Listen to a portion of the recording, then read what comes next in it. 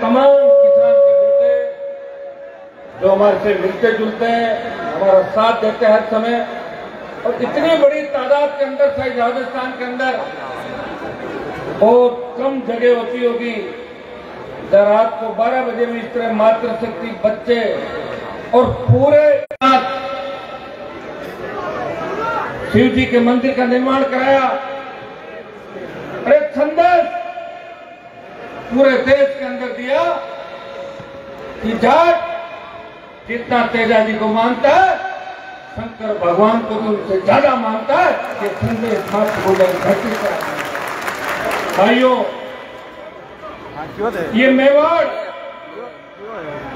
आज राजस्थान में जाटों को ओबीसी का जो आरक्षण मिला है, इसमें कोई दो राय नहीं कि मेवाड़ की धरती से आपकी संस्कृति, आपका संघर्ष, आपका इतिहास कहीं नहीं लिखा गया। निश्चित रूप से आप भी वो लड़ाके हो जिन्होंने इतिहास में लड़ाइयां लड़ी होगी, लेकिन राजस्थान में जाटों को अगर ओबीसी का आरक्षण मिला तो मेवाड़ की धरती की संस्कृति और आपके संघर्ष का ही परिणाम था कि राजस्थान का जाट भी आरक्षण का हकदार बना। मुझे याद है जब मैं विश्वविद्यालय का अध्यक्ष था, उस समय आरक्षण आंदोलन चल रहा था। अगर नौजवान नेता उस आरक्षण आंदोलन के अंदर उन बुजुर्ग नेताओं के साथ लड़ता हुआ दिख रहा था, वो आपका भाई था। समाज की लड़ाई उस वक्त 97, 98, 99 के दौर के अंदर भी मेरे समाज के छोटे भाइयों के हक और अधिकार की लड़ाई लड़ रहा था। मातृकुंड आने की बहुत बड़ी इच्छा थी लंबा समय से।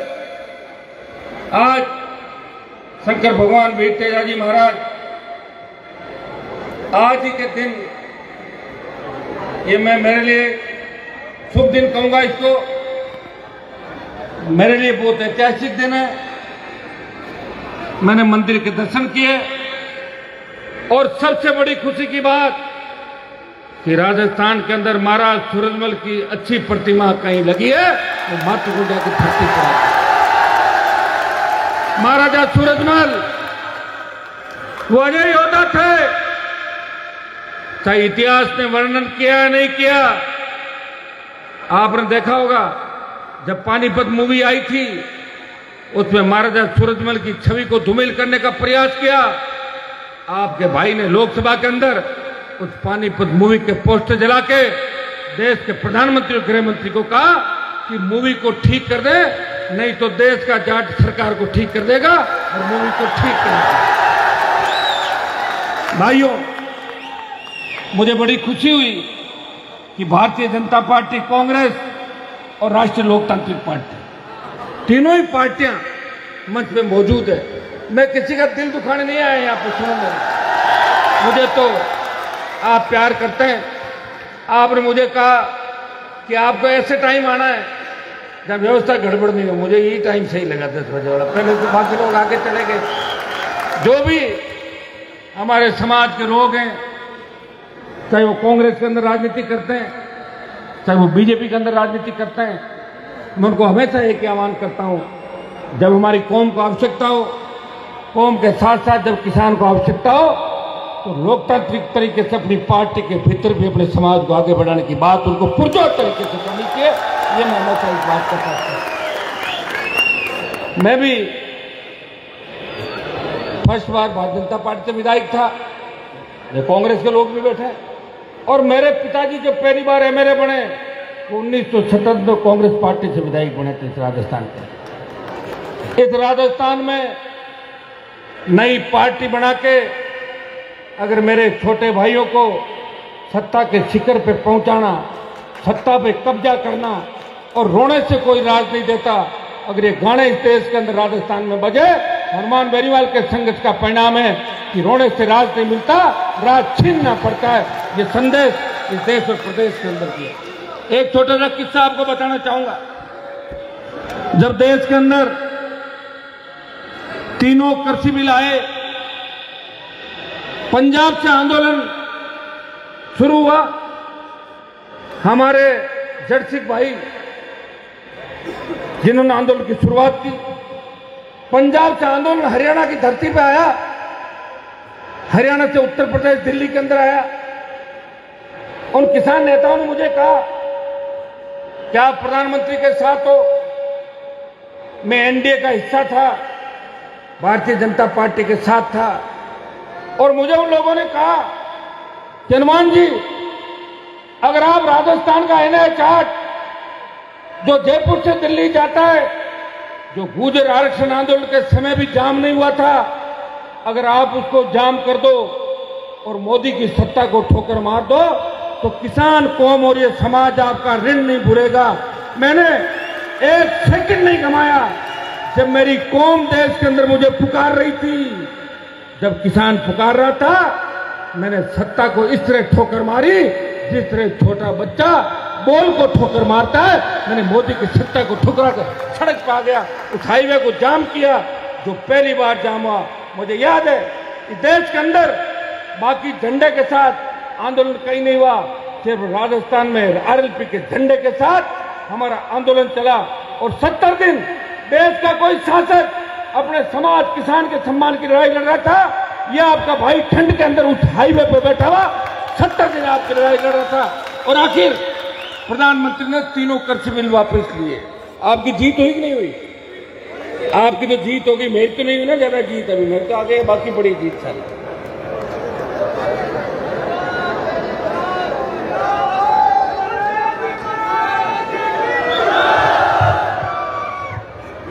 जब देश के अंदर अग्निवीर योजना आई, इस अग्निवीर योजना के विरोध के अंदर जोधपुर में 2 लाख जवानों की रैली, पहले दिन जयपुर से तमाम राजस्थान के अंदर प्रदर्शन, लोकसभा ऑल पार्टी मीटिंग के अंदर अग्निवीर और अग्निपथ योजना का विरोध। और आज भी आप देखते हैं, जब पार्लियामेंट में मेरे भाषण की शुरुआत होती है तो अग्निवीर, किसान कर्ज माफी, ये प्रमुख मुद्दे मेरे होते हैं। मैं आपको विश्वास दिलाता हूं कि एक और आंदोलन राजस्थान के जवानों को करना होगा। पंजाब ने किसान आंदोलन का नेतृत्व किया, लेकिन अग्निवीर को समाप्त करने का आंदोलन इस राजस्थान की धरती से आपका भाई हनुमान बेनीवाल RLP के झंडे के नीचे जल्दी इसकी शुरुआत करेगा। और आप मेरा पूरा सहयोग करोगे कि नहीं करोगे? क्योंकि मेरे भाइयों, अगर फौज ही हमारे पास नहीं रही तो गीत नहीं गाए जाएंगे। जो गीत गाए जाते हैं ना, कोई सिख, कोई जाट, मराठा, कोई गोरखा, कोई मद्रासी, वो इसलिए गाए जाते हैं कि हमारी जाट रेजिमेंट बड़ी लड़ाई लड़ी। जब कारगिल की लड़ाई हुई, उस वक्त अमेरिका के अखबार के अंदर छपा कि 20,000 फीट ऊंची पहाड़ी पे 50 किलो गोला बारूद और AK-56 AK-47 लेके अगर कोई जवान चढ़ता है और दुश्मन को ठेल करता है, वो क्या का जवान है, ये अमेरिका ने छापा। सबसे लड़क मजबूत हमारे जो रेजिमेंट है उसके जवान लोग दुर्भाग्य। अगर इस तरह की व्यवस्थाएं लागू हो गई, 4-4 साल के अंदर आप संविदा पे, सेना पे लोगों को लड़ने लगे, तो लोगों का सेना से विश्वास उठ जाएगा। हम किसी पार्टी का विरोध नहीं कर रहे, लेकिन अग्निवीर को समाप्त कराने के लिए हनुमान बेनीवाल अपने छोटे भाइयों के लिए चाहे कितनी बड़ी लड़ाई लड़नी पड़े, दिल्ली कूच करेंगे। और उससे पहले आज का ये धार्मिक कार्यक्रम है, इसमें लंबी राजनीतिक बात में नहीं करूंगा, लेकिन दोबारा मेवाड़ की धरती पे इन जवानों को न्योता देने आऊंगा। मुझे याद है, जब बल्लभनगर के अंदर चुनाव हुआ था, आपने एक पार्टी को चौथे नंबर पर धकेल दिया था। बल्लभनगर के कपासन के अंदर 2 बार हम लड़ रहे हैं और फायदा बीजेपी को हो रहा है नहीं हो रहा, बताऊं तो मुझे तो लग रहा है कि मेरी वजह से दोनों पार्टियों को कहीं कहीं फायदा हो रहा है। हम यही काम थोड़ी करते हैं।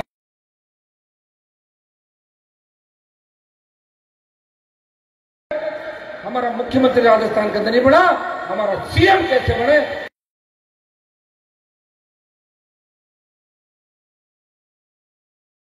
लेकिन आज तक पहली बार कोई कैबिनेट मंत्री देश के अंदर नहीं है।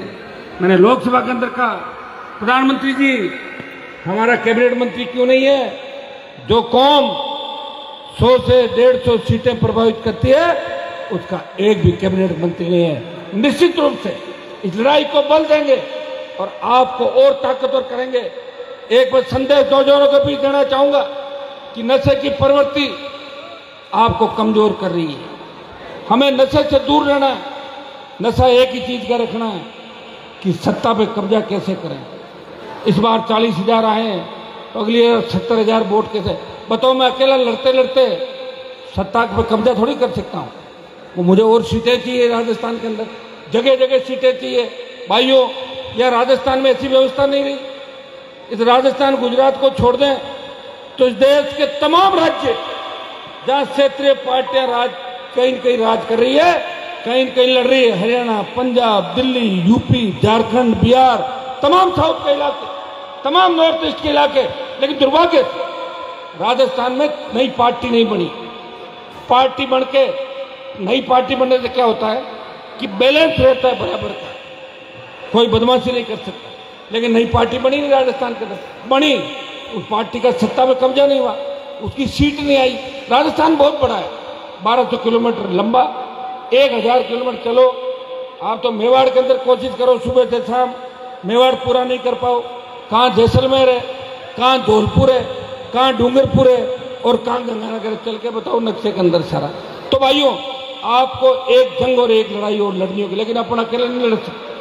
उसमें यहाँ का आदिवासी भी शामिल होगा, यहाँ का शेड्यूल कास्ट हमारा भाई भी शामिल होगा, ओबीसी का भाई भी शामिल होगा। सामंतवाद के खिलाफ जिन लोगों ने लड़ाई लड़ी, जिन लोगों ने आपको उस समय हमारी कौम जिन्हें पकड़ के वोट देने बूथ तक लेके गई, आज हमें सोचना होगा वो लोग हमसे नाराज क्यों हो रहे हैं। कहीं न कहीं हमारे अंदर कमी तो नहीं है। मुस्लिम हमसे दूर क्यों जा रहा है, मेघवाल दूर क्यों जा रहा है, ओबीसी के दूसरे भाई दूर क्यों जा रहे हैं। अगर सोचेंगे तो निश्चित रूप से इसका रास्ता भी निकलेगा। मैं आपको विश्वास के साथ कहता हूं कि मुझे शेखावाटी, मेवाड़, भरतपुर अंचल, इन 4-5 जगहों पर अगर एक एक नेता मजबूत मिल जाए तो मैं राजस्थान की तस्वीर और तकदीर दोनों बदल दूंगा।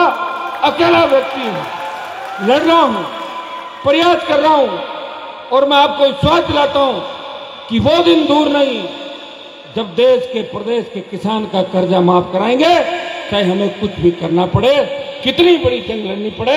एक बार किसानों को बूस्टर डोज देने के लिए कर्ज माफी की बहुत बड़ी आवश्यकता है और एमएसपी खरीद गारंटी का कानून बनने की बहुत बड़ी आवश्यकता है। बेरोजगारी तो सबसे बड़ी दिक्कत है। बेरोजगारी का मतलब ये नहीं है कि सबको सरकारी नौकरी लगा दो।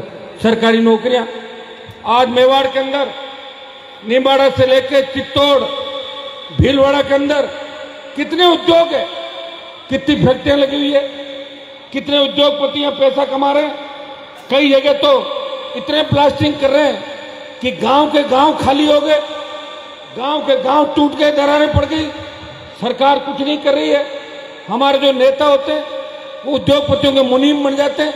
मारवाड़ के अंदर जो हमारे आधे नेता उद्योगपतियों के मुनीम हैं, जब उनके हेलीकॉप्टर आते हैं परिवार के, तो हमारे नेताओं के परिवार उनको तिलक लगाने के लिए हेलीपैड पर जाते हैं। मारवाड़ के जो हमारी कौम के बड़े नेता आपको दिख जाएंगे कहीं कहीं घूमते हुए और तिलक लगाते हुए।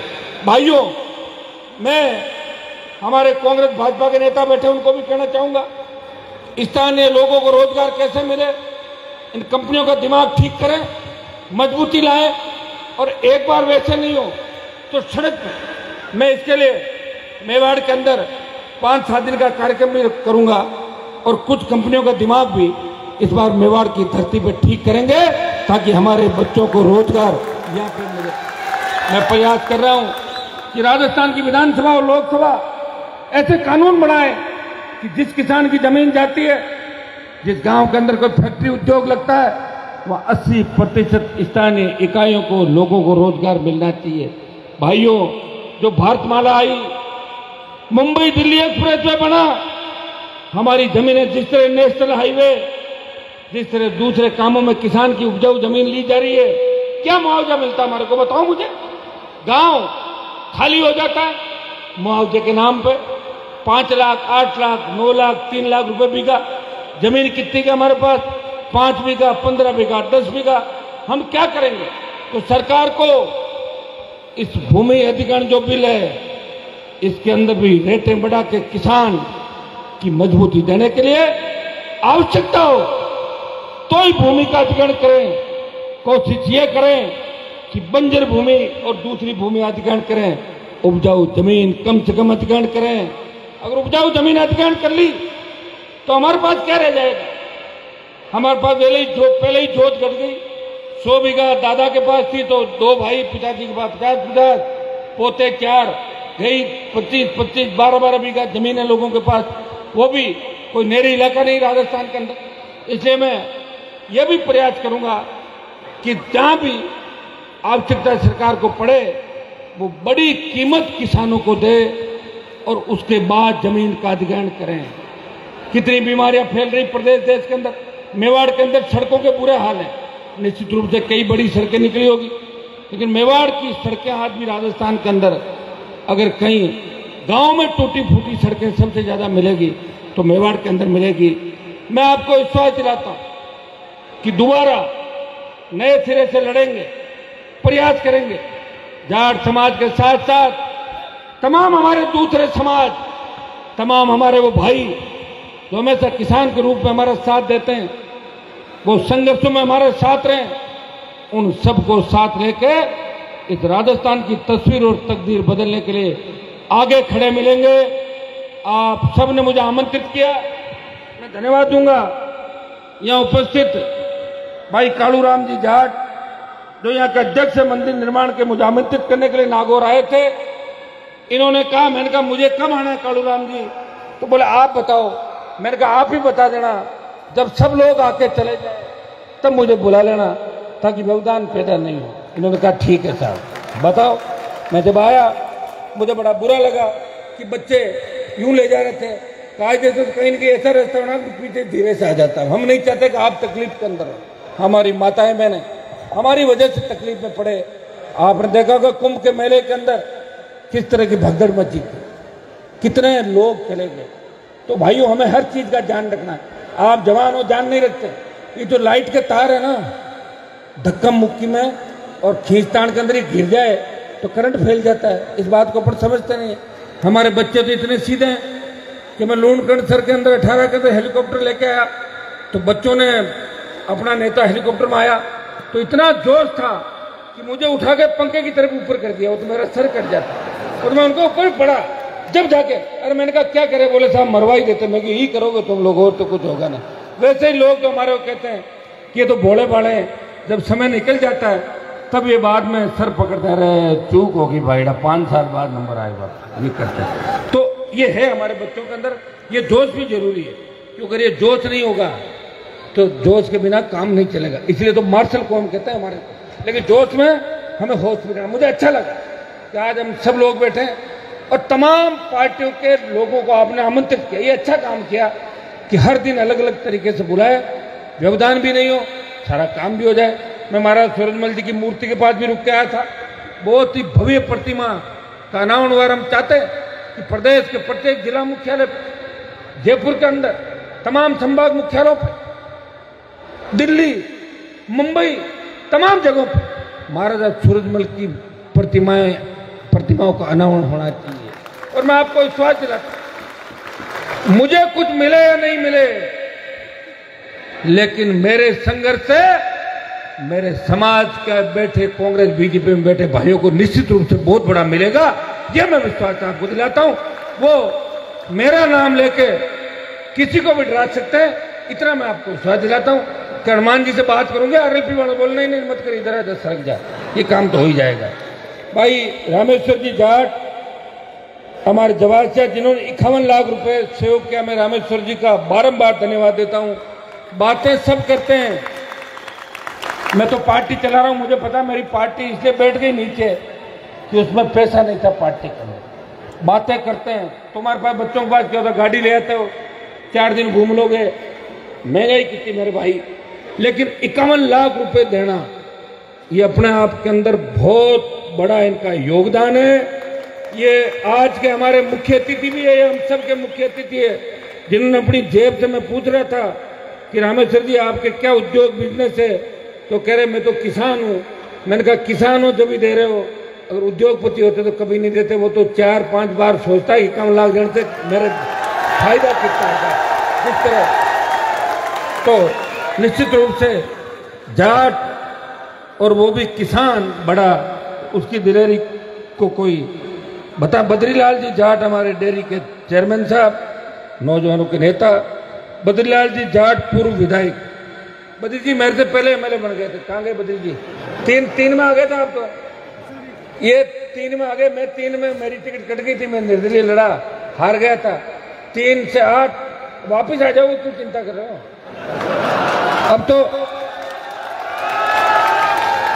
अब तो भारतीय जनता पार्टी ढूंढ रही है, जाटों को पकड़ रही, जहां मिले पकड़ लो जाटों। आप चिंता ही मत करो, सब ठीक होगा। जो जो काम करते जाएंगे उनका नंबर आता जाएगा, ठीक है। हमारे बद्रीलाल जी जाट तिरोली, माधवलाल जी जाट, कमलेश जी उप प्रधान,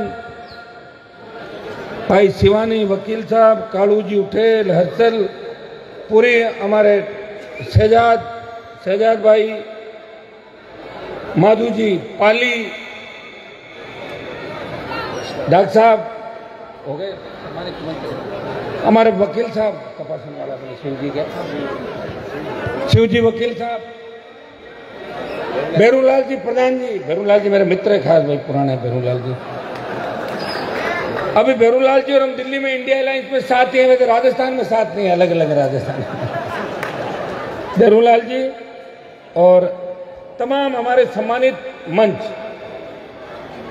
समाज के प्रमुख लोग, दूसरे समाजों से मेरे भाई और हजारों लाखों की तादाद में उपस्थित आप सब हमारी ताकत। अगर इस कौम की कोई ताकत है, मैं आपको विश्वास दिलाता हूं कि मुझे यहां 12-11 बजे स्पीच देते हुए देख रहे हैं तो कई लोगों के इस देश में दूजड़ी छूट रही है। यार 1 लाख 2 लाख इकट्ठे होकर क्या कर रहे हैं वो मेवाड़ के,